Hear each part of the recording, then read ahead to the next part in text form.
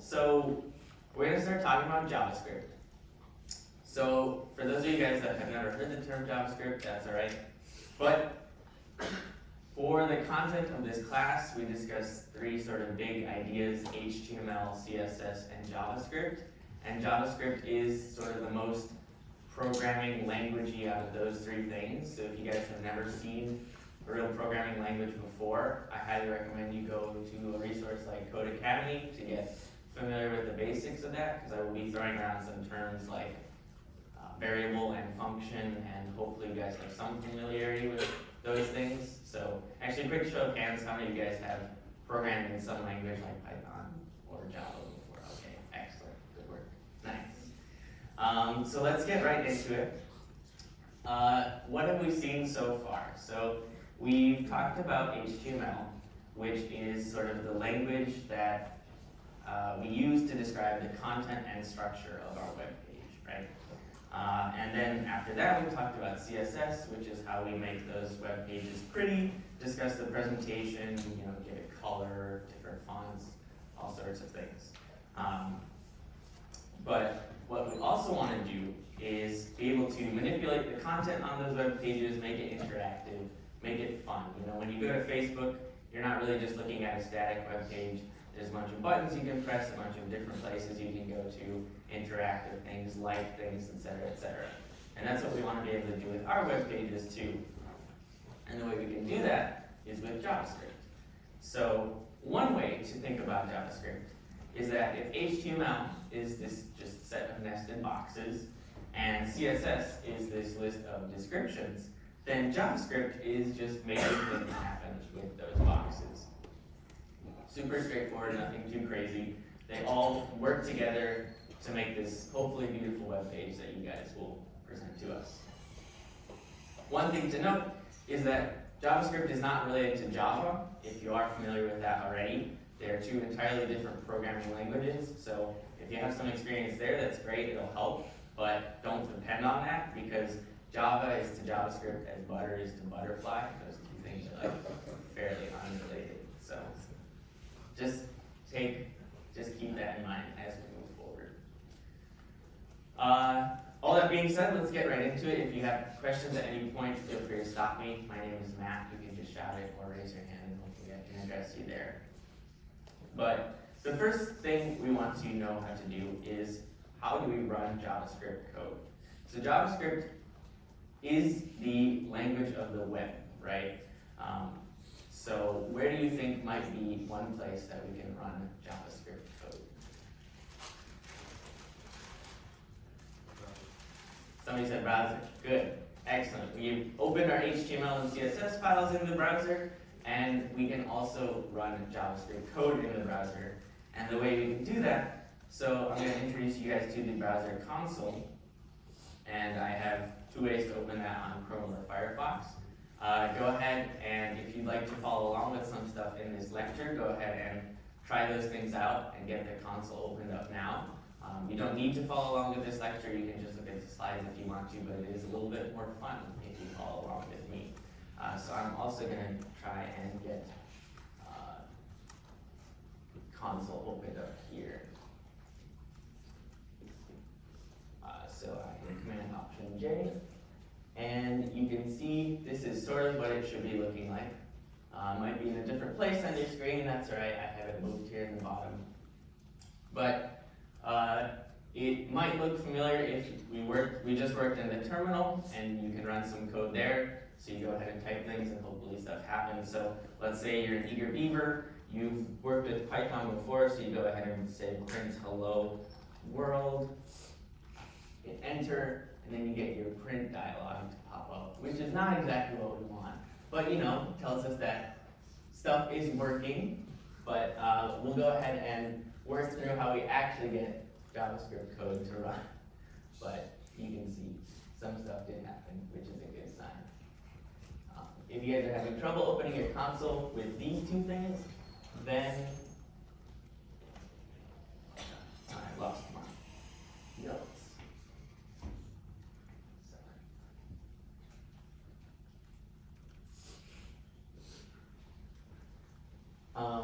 Then again, the internet internet is your friend, so go ahead and possibly look up different ways to open up the console if you're using a different browser or something is not working out.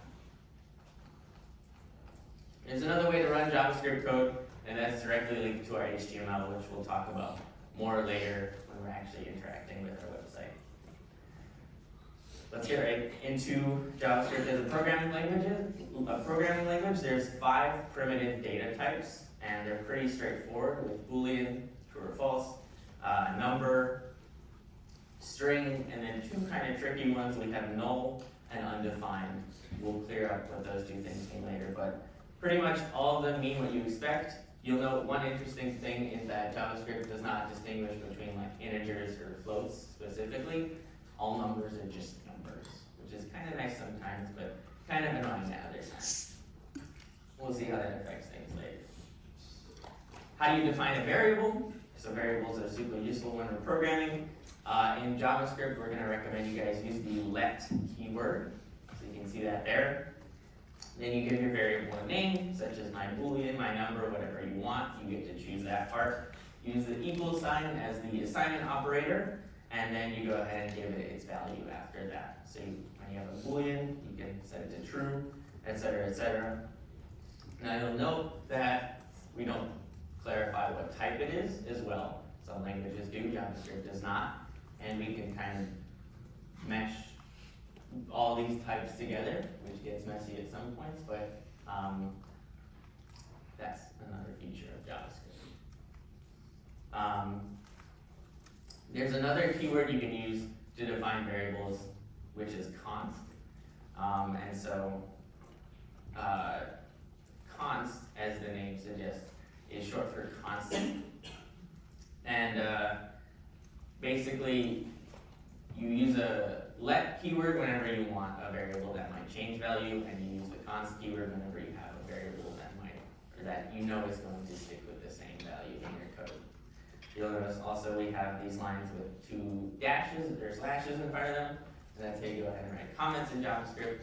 So that's a super useful thing to do when you're writing your code to make sure that everything gets clearly commented for the next person. So like I said, let creates a normal reference variable, so kind of using this programmer terminology. Like you'd expect, you can change its value throughout your program, but const creates an immutable reference value that you can't change to other programs. So you gotta make sure that it stays the same. In Java, the analogy would be regular versus final variable.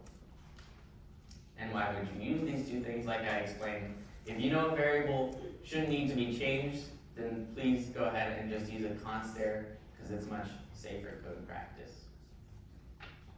Now, if you look up some documentation or just anything about JavaScript, you might come across this var keyword on the internet. And there is technically another way to define variables in JavaScript, and that's using this var keyword. And it'll do pretty much the same thing as let, but we highly recommend against using var to define your variables, because if you guys know anything about scoping in terms of a programming language, then var will generally give your variables a much larger scope than something like let or const, and in that case it'll tend to be a little bit more dangerous and unpredictable if you're using it in multiple places. And so we just generally advise against using var when possible. Let or const is the way to go. If you want more information about this change, since let and const are actually slightly newer ideas in JavaScript, then you can go ahead and look up MDN's reference page. We love MDN here, and they have a great resource on that. Getting back to the types we talked about, null and undefined. So null is a type of object or data type that sort of represents nothing. It's very analogous to the none type in Python. And so it means that a variable has an assignment, but its assignment is sort of nothingness or empty. Whereas undefined, in contrast to that, means that a variable has been declared, but it has not yet been assigned. And what that might look like in code is we have this myString variable, and at first we've assigned it to gummy bears, but then we go ahead and reassign it to null. So we still have this variable, it's declared and it's been assigned, but now it kind of has no none value. Whereas unassigned variable, we've declared it, but we haven't given it the value yet. Yeah. What's the purpose of creating an unassigned variable? Yeah, we'll see it used in code later sometimes, but you might know that you kind of want to give it a value later, but you don't necessarily know what value that is yet. There might be some like condition to give it a different value, and so you declare it first, then do like a conditional and give it a value later. Any other questions? That's great question.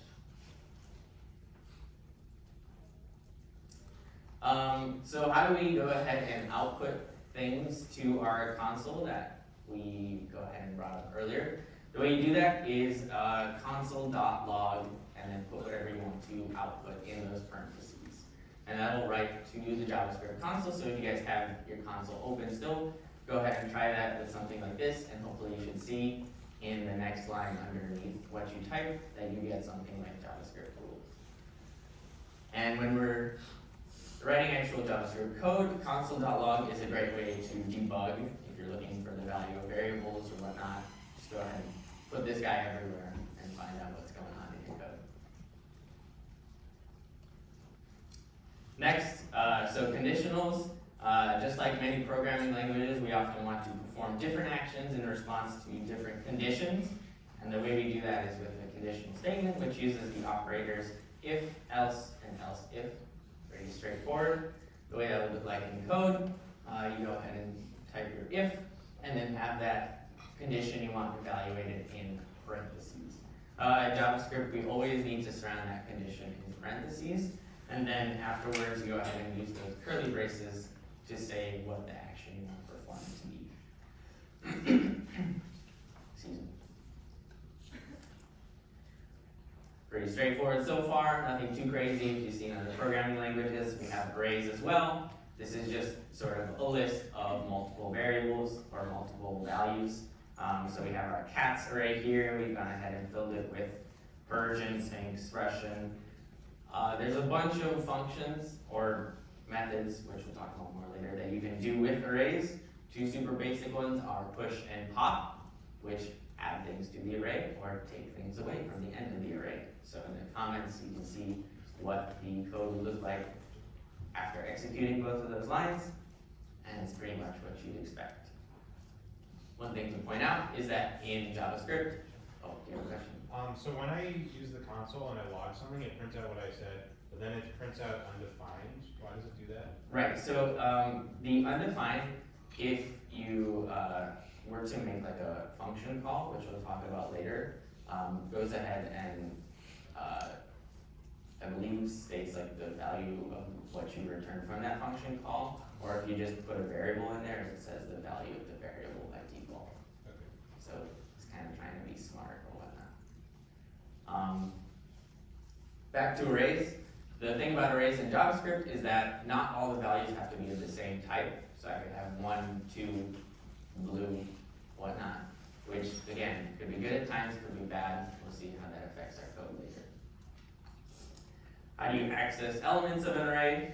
Super straightforward. We just go ahead and use this square bracket notation and go ahead and type the index of the element you want to access. So 1 would actually get a Sphinx because like in many programming languages, JavaScript is 0 indexed. So the 0th value would be Persian. For loops, another pretty straightforward concept. This does look quite similar to Java code. So to do a super basic for loop, we have sort of 3 separate parts we need to clarify. We go ahead and use that for keyword, and then in our parentheses, the first thing we need to do is define some sort of iterative variable, or you can use a variable if you already have one defined. Then you use a semicolon to separate from the next part, which is the stopping condition. So we'll stop when I is less than cast.length. And then the last thing we have is our incrementing step. So here we use ++, which is shorthand for +1. So at the end of every iteration of this loop, we'll increase I by 1. And can somebody tell me what this code will do? Yeah. Should iterate through the list in the array. And it'll output every value in here. One super powerful concept that we have in JavaScript that we'll be using a lot in this class is what's called an object. And a JavaScript object is simply a collection of key value pairs. So you might be familiar or have heard it like named map in other languages, but in JavaScript we call it an object. And we can define it like many other variables, but we use the curly braces this time. And then we go ahead and have our keys on the left and then the values on the right. Again, we don't need to have all the same type or whatnot, but it's a really good way to keep a collection of variables that you can access by that key at any time. Kind of looks like CSS too, which is nice. How do we access those fields more specifically? There are two ways to access them, which is kind of interesting. If you know the name of the value or the key that you're trying to access, you can go ahead and use that dot notation. So you say your object's variable name dot the key, or you can use this square bracket notation like we saw with arrays, and then have the key's name as a string, or you can put a variable in there, and the variable will actually get evaluated, and then it will try to find the value at that key. So to clear up why we have those two different ways to access fields in an object, here's one way you could potentially iterate through the values of an object. So what I'm doing here, we have a person object as we did before. And we're using this JavaScript built-in function called object.keys. Don't need to worry about that too much. But that'll get us an array of the keys in this object. And then we have our for loop, like we saw previously. And at each step of the for loop, we're getting the name of the key. And then we're logging the value at that key. But this time you can see in the square brackets, we're actually putting a variable. The variable gets evaluated to whatever the name of the key is, and then we get the value that we want. And that's why we have those two different ways to access object fields. If we just did person.key, then it would try to look for a key named key, which is a different thing. You have a question?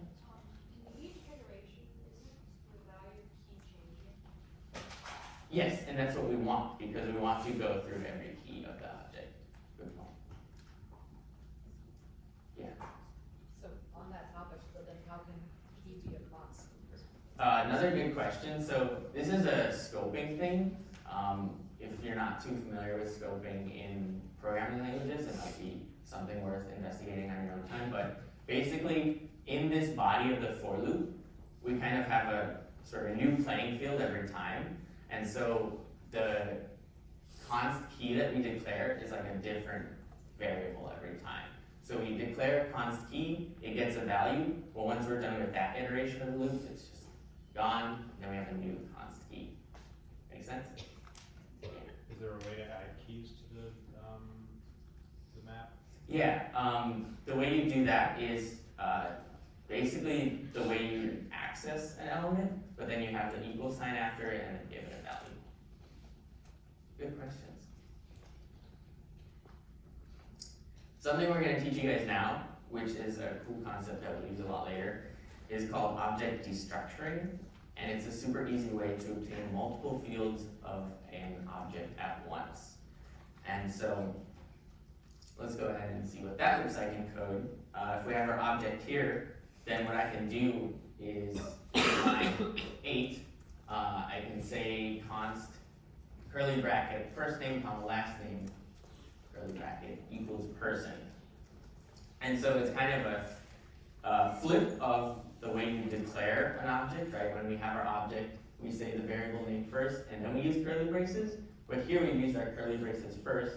We've named some keys of the object, and then we've said it's equal to person. And so when we log things like first name or last name, we'd see it equals the values that we had there.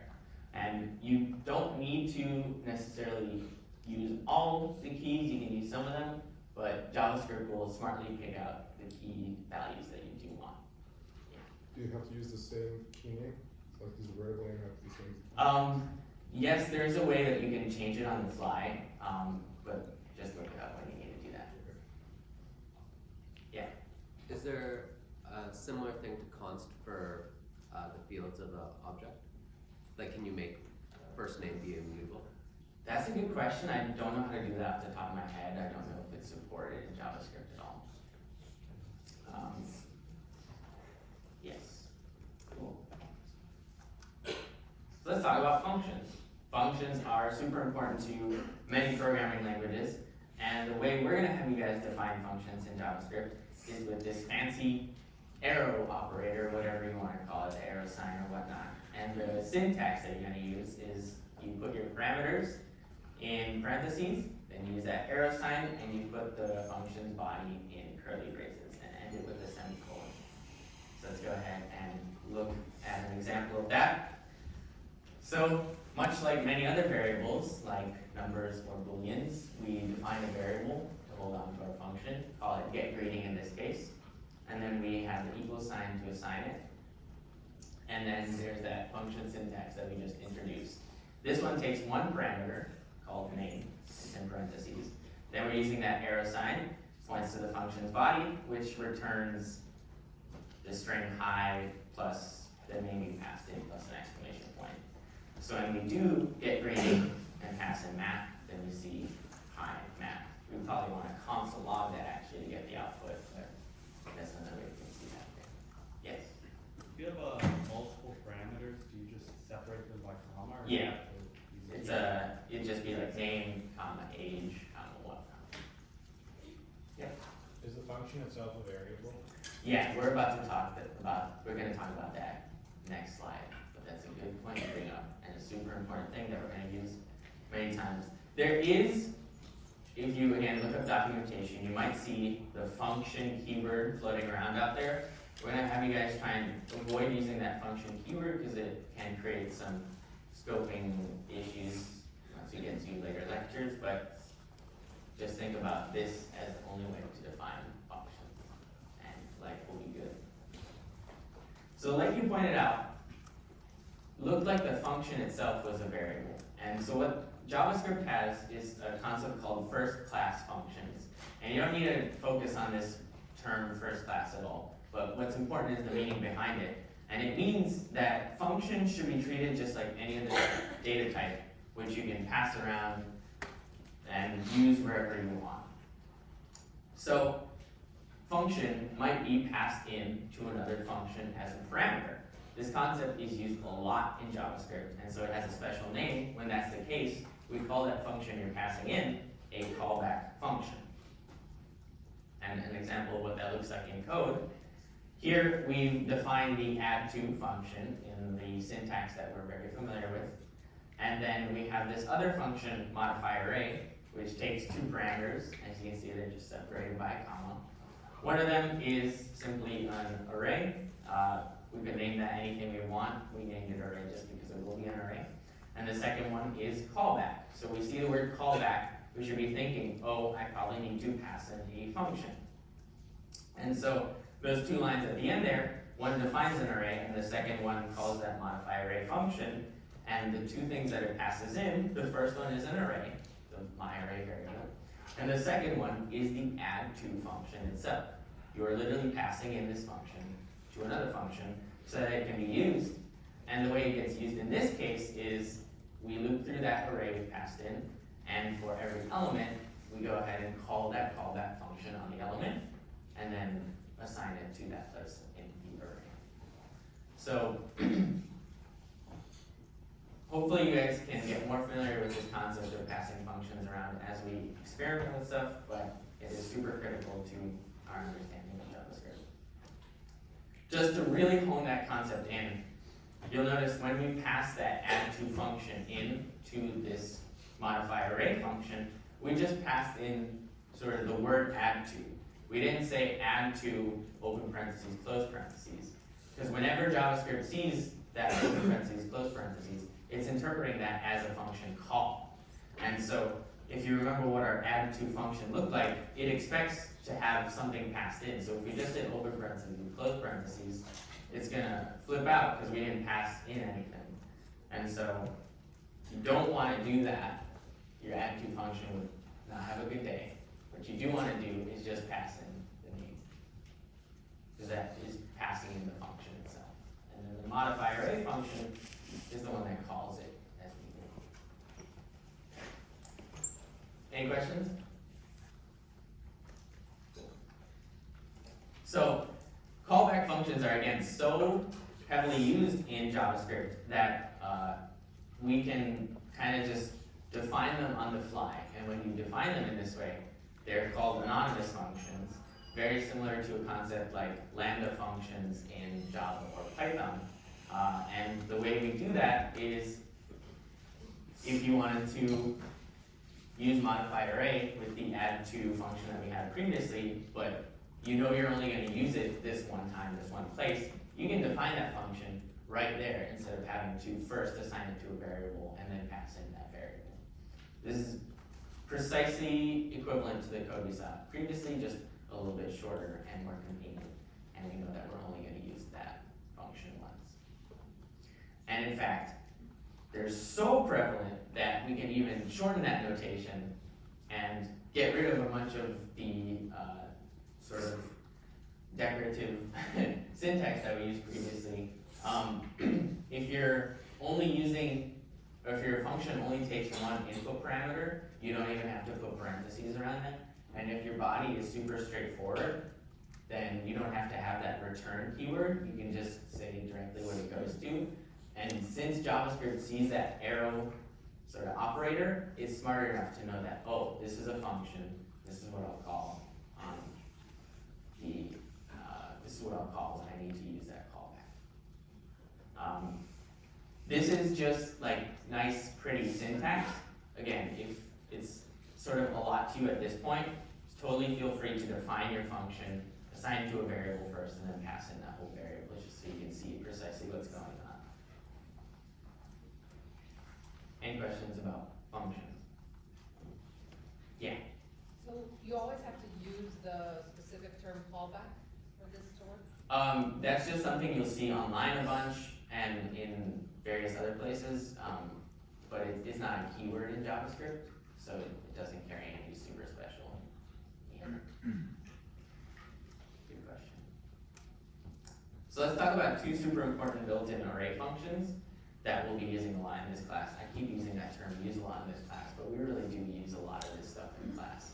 It is a lot of content in this class, so don't be too afraid if this seems like a lot at this point. JavaScript has plenty of built-in functions, so like many programming languages, there's a lot for you to already use. And two important ones for arrays are map and filter. And maybe I should have omitted those parentheses because this looks like a function call, but they're the functions we want to use. And the way you call them are much like the way you access a property of an object.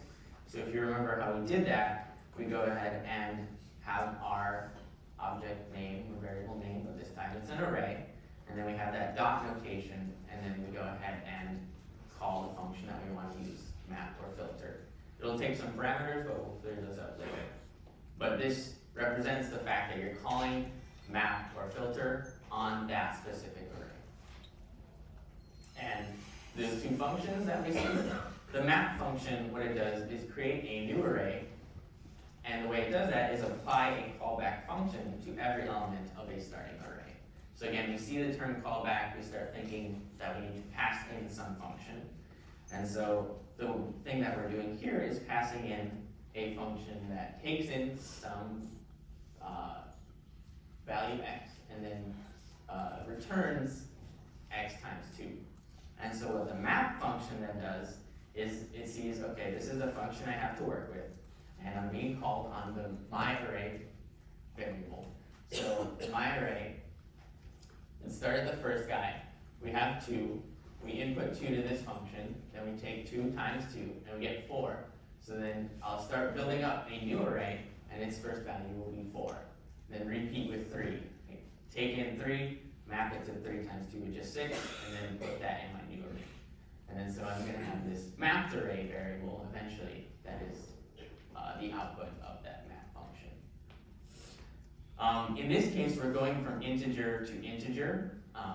Obviously, like 2 or all those numbers, just integers. But you do not have to stay in the same type.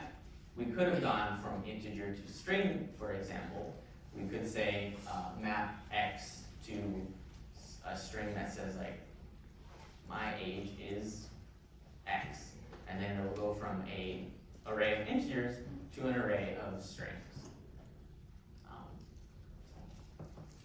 We don't explicitly say that whenever we define functions or whatnot, but JavaScript can do that. Filter is super similar, except this time, the way we create a new array is we go through each element of our starting array and do some sort of provided test. And the test is, again, just another callback. So here we have taken some value and check if it's greater than 3. So the important thing with filter is just to make sure you pass in a function that evaluates to true or false. Questions at this point? Cool. Almost through these guys. Classes. So classes, sometimes you want something that's like an object, but has a little bit more structure to it. And in those cases, we can use something that's called a class. Hopefully you have seen something like this in other programming languages as well. JavaScript has it too, and you define it with the class keyword. So you use class, you give your class a name, and then you use your curly braces, and then you would define a bunch of class methods or functions. I use the term function method interchangeably. But then, once we've defined our class, we can go ahead and create an instance of that class using the new keyword.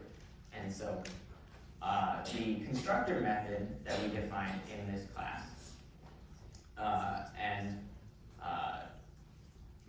your class does need at least a constructor. That's what, when you use that new keyword, it'll go to the constructor and do that stuff there. But it takes in width and a height here, and then goes ahead and assigns width and height to what are called instance variables, which are also named width and height, but you'll see they have this keyword in front of them. So when we want to log something like the rectangle's width, we can, very similarly to an object, access that with rect.width. Yeah.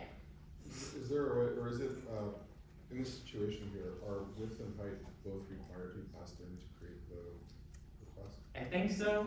I think you'd probably get an error if you're omitting one of them, or might try to use some. JavaScript often tries to be smart, which is not what we want, but just be careful there. You should pass in a width and a height. And so, like I said, it has a little bit more structure. So those instance properties I talked about, you can access them with this keyword, and you can define more methods in a class and also access those guys with this. So for my rectangle, I've expanded it a little bit. I have defined a getArea function here. That'll take no parameters, so you'll see the parentheses are empty. But it accesses the instance parameters of a specific rectangle instance by using this .width and this .height. So in this getArea function, I'm referring to specific instance parameters, which in this case are the same as the ones I passed in originally. And then, like an object, I can call that getArea function by using rect dot and then the function's name and then parentheses to make sure it's a function call. So they're very similar to objects, but they're kind of like objects that have their own, their own sort of state that they're keeping track of, and they have methods that you can call as well. But pretty straightforward, yeah. Why don't you use the let keyword before these functions when you define them? I think JavaScript is, it's just the way JavaScript syntax works, and that, these are being defined in a class, so I don't need to use that there. I don't actually know what would happen if you do, but you can go ahead and try that in your console. Last thing we're going to talk about, checking equality. JavaScript has 2 ways that you can check equality, which is kind of a pain sometimes. We recommend you always use 3 equal signs instead of 2 equal signs. Why is this? When you use 3 equal signs, it just tries to check value equality if you're using primitives, or something called reference equality when you're using objects. But double equal signs tries to coerce your 2 things to be the same type first. What that means is if you have the number 2 and the string 2, if you use the double equal sign, then JavaScript will be like, oh, these are like more or less the same, I'll make one of them into the other type, and then yeah, they're equal. But in reality, we probably don't want that because they are 2 different things. And so the triple equal sign would catch that and say that they are not the same thing. Then I talked about this reference equality thing for objects. So what I mean by reference equality, much like many programming languages, variables are really just references or pointers to something in your memory or whatnot. So if we define 2 objects here, person 1 and person 2, and give them some value, then what that looks like under the hood is that we have those 2 variables and they're pointing to 2 different things under the hood, so that if we use the triple equal sign, even though those things look exactly the same, we know that under the hood they're pointing to 2 separate things, and since they're not pointing to the same thing, they must be not equal. So that's why it's triple equals, just so that we know we have the same thing. If you want to check if 2 objects are equal in the sense that they have the same keys and the same values, probably just look it up because it's actually a lot more complicated. There's no built-in way to do it, unfortunately. Any questions? Yeah. Just when you're comparing the 2 objects to see if they're the same, with the triple equals, is it basically just looking at like memory address or equivalent identifier to make sure it's exactly the I same? think so. I don't know much about what's going on under it, but I'm high level type of guy. You also can do more wacky things like 0 double equals an empty array, and it'll just give you true, versus 0 triple equals an empty array will be false. So you can start doing more like, there will be completely wild things, you can look it up, it's called like, what the fuck JavaScript. But it'll give you like all the completely crazy things that you can do with some like reference versus double equal. Yeah. If you check whether things are like not equal with an exclamation mark in front of it, is there like a not equals with like 2 equals? Yeah, that's what it is. Good call. Yeah. If you did person 1 equals person 2, would that return true? No. I don't know what that's doing under the hood, but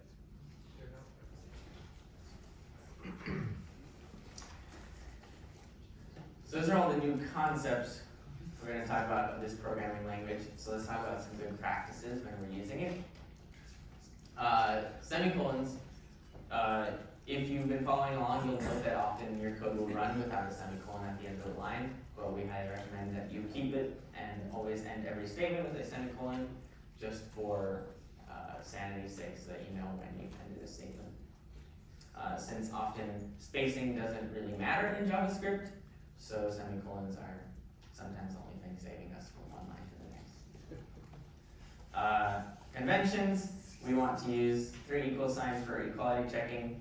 Like we said, we want to end each statement with a semicolon. When you create a new variable, use the let keyword. When you create a new constant, use the const keyword. And then when you're naming your variables, JavaScript tends to use camel case, which looks like the way camel case is written up there. You squish everything together, but capitalize words after the first. Indenting, use 2 or 4 space tabs, but just be consistent, and use space characters instead of tabs. I think there's a way to set this in Visual Studio Code. Just make sure your team's on the same page. Any questions about any of JavaScript? There's a lot we just talked about. But we'll be putting it in practice later after lunch. Unfortunately, I still have some more slides to go. We're going to try and speed through them so we can get to them on time. This is kind of the important part, but also not really, because we're going to switch things up. But we've been talking about JavaScript as a programming language, so how do I actually use it for my web app? Why am I learning this? What am I doing with it? That's a great question. Thank you for calling that out. So we said JavaScript was making things happen with boxes, but we haven't actually touched any boxes from our HTML or our CSS or whatnot. So let's go ahead and actually do that. How do you tie your JavaScript to HTML? So, like we did with CSS, we used that link tag in the head of our HTML. JavaScript does something very similar, except it has a special tag just for it called the script tag. And one thing about it is we need to actually put it at the end of our HTML file instead of in the head. Now, the HTML is smart enough to know that since it's a script tag, I'm not actually rendering anything. But the reason we need to put it at the bottom is because HTML actually will generally load from top to bottom, and our JavaScript will interact with the boxes, so we need to load our boxes first before we can modify them and play around with them. And that's how you stick it at the bottom. I was going to open up an HTML file and tie this to JavaScript, but I don't think we have time, so we have screen caps of everything. But this is why we use JavaScript with the web. What we can do when we're interacting with boxes, we can modify elements, modify boxes, we can create elements for boxes, or we can give those boxes actions. So let's see how we do that. Before we can modify, create, or give elements actions, first we need to find elements in our HTML. And right off the bat, once we tie our JavaScript file to our HTML document, we get this variable in our JavaScript file that's called document. And so what we can do with document is interact with it like many other variables that we do in JavaScript. And one thing we specifically can do is find elements in our HTML by using this function of document called getElementById. And this is probably the most common way to get and pick out, find elements of our HTML. And is one super important reason why you want to make sure that each ID is only used once in your HTML, is because if I'm trying to pick out a specific box from my HTML and two boxes have that ID, then I'm not going to know. JavaScript is probably going to error and not know which box to pick out from. But you can see, just like we've been talking about in JavaScript, what we've actually done is go ahead and assign this HTML element to the variable L. And so what you can do if you are following along, if you were to console.log L, then what you'd see in your console is it actually just prints out that HTML tag, which is really cool. So it shows that we've actually picked out that tag from our HTML. And then once we have that tag picked out and saved to this variable, this is when we can start modifying that element via JavaScript. And so it's actually that tag and a bunch more. We can modify the content, the styling, the structure, etc. One way you might do that is with the inner HTML variable, which directly will, modify the inner HTML of that tag, which is sometimes what you want to do. You can use the style field of that, and specifically the color subfield of that, and change it to blue. So the result you get from this, if you had just a plain div to start with the ID of test, but then ran these two lines, is you'd see that test would have some text in it, and it would be blue, which is pretty cool. Yeah. When your web page is showing something and you change a value that's going to affect the look and feel of the page, does it automatically refresh, or do you have to tell the browser to refresh to redraw or what? This all happens like automatically. And it happens so quickly that like you won't even know it. If my test div started with text that said like hello world, and then I linked that JavaScript file, this would run so quickly that you never see the hello world text. Yeah. So earlier it was recommended to use classes instead of IDs in like HTML. Mm-hmm. So is this a reason to instead use IDs, or is there a way to do this with classes? Yeah, so you can pick things out by class. The distinction there is class, think styling, ID, think JavaScript, like when you want to like play around with that box. So with styling, I definitely want to sometimes apply the same style to multiple things. I might want all this text to be centered like we saw last time. With ID, I want that to be one specific box that I manipulate at some point. there's like a document, like get element by class, and it'll get you a bunch of elements, and then you have to figure out which one or all of them that you want to interact with. So that was modifying. Then we can add elements to our HTML just via JavaScript. And the document variable also gives us the way to do that. And that's called document.createElement. The parameter you pass in is the type of tag that you want to use. And then on any other element that we've already kind of collected, so like this list variable, we can use the append child function. And what that does is just straight up smack that HTML tag as a child of that list element. Now, we haven't seen the li tag in HTML. It just creates a bullet point list. And so there are a lot of HTML tags out there. There's a lot to learn, but most of them are pretty straightforward. So what this code will actually do, we have a bulleted list, and we can shove more things into that bulleted list with JavaScript. We can even get fancier, putting together some concepts that we learned in JavaScript. So here we've defined an add item function, and then we stuck those 3 lines in that function. So whenever we call that function, it'll go ahead and make a new element, put some text in it, and then append it to this list. And so if you ran this code, and then it would get you a bulleted list with 10 items whose text was 0, 1, 2, 3, 4, 5, 6, 7, 8, 9. Does that kind of make sense? Yeah? What would the IDs be for the new elements? They wouldn't have IDs. Alright, That's another, you can set that in JavaScript. okay. Yeah. So if you define a list as, or with the keyword const, then do you have like a limited amount of space to which you can grow that list? Or like, can you still append new items to a list that you've labeled constant? Yes, you can. And this is one thing to be wary of in any programming language. So, are you talking about a list like as in an array? Yeah. So if we say like const myArray equals some array, we can actually add new items or take away items from that array. And you might be thinking like, what? Then I'm changing that list so it's not constant. But actually, under the hood, that myArray variable always points to the same sort of like list underneath the hood. So the thing that we're not changing is that pointer. We're changing like what's inside the list, but the thing that's constant is that pointer to the list. And that's where things can get tricky sometimes. Good point. Yeah. So is there a way to create a constant array where you can't add or subtract? I don't know if there's a JavaScript doesn't really have any true immutable. You can write your own class. yeah. You just like write class my immutable list and Yep. think about it. We're almost there.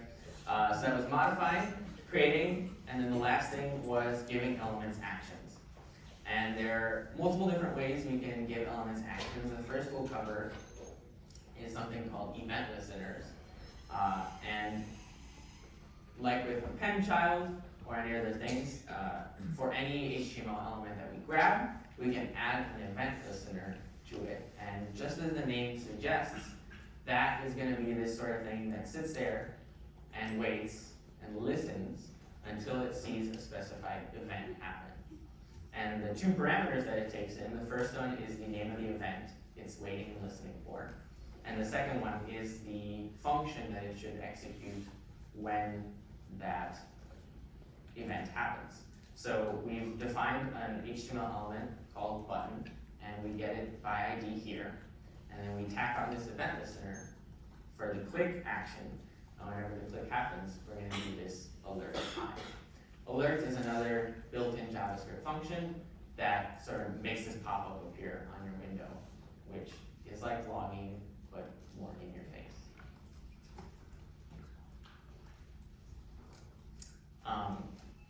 The other way to do this is by setting fields via JavaScript. So just like we set inner HTML or we set style, we can, every HTML element has this field called onClick.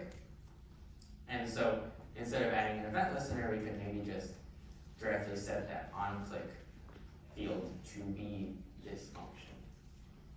And this is equivalent, if we wanted to do it just in the HTML, to setting that attribute to have this value. Yeah. Is there any behavior that's different between those two ways?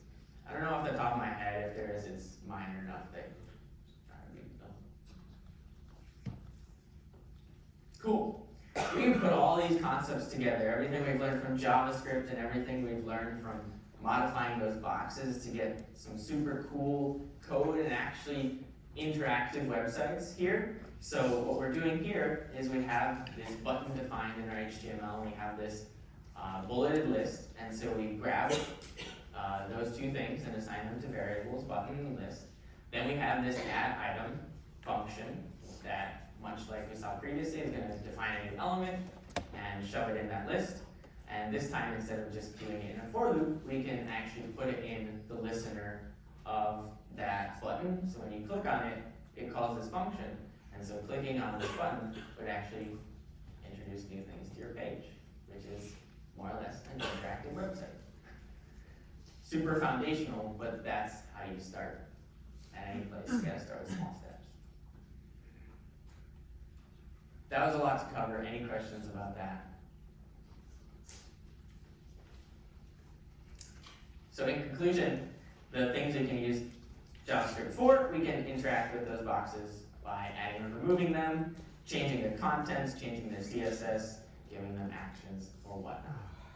These are just the super basic things, but you should consider them as building blocks that you kind of use to do more intricate actions, like moving them around or whatnot. Any questions? So, after lunch sneak peek. This was a bunch of starting steps, and this is kind of the way JavaScript has been for many years. But nowadays, there are a bunch of newer ways to do things. The big problem that we get with JavaScript is it ends up getting very verbose. You end up to just like make a few simple elements or do a few simple actions, end up with a lot of code.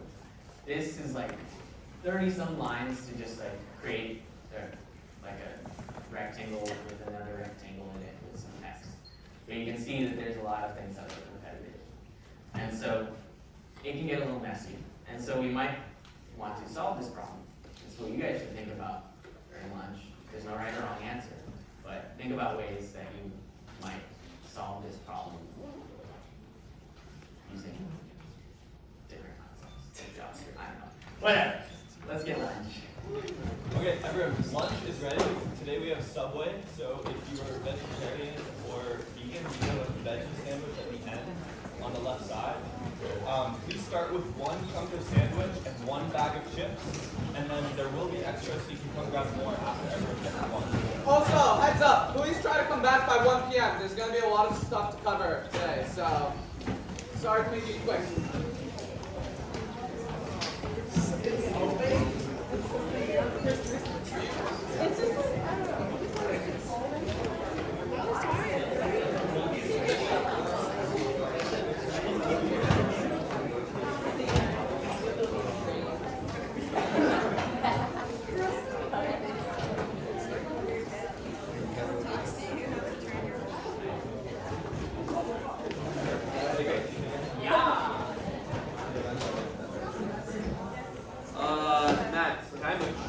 Yeah, so I left it there. Thanks, babe.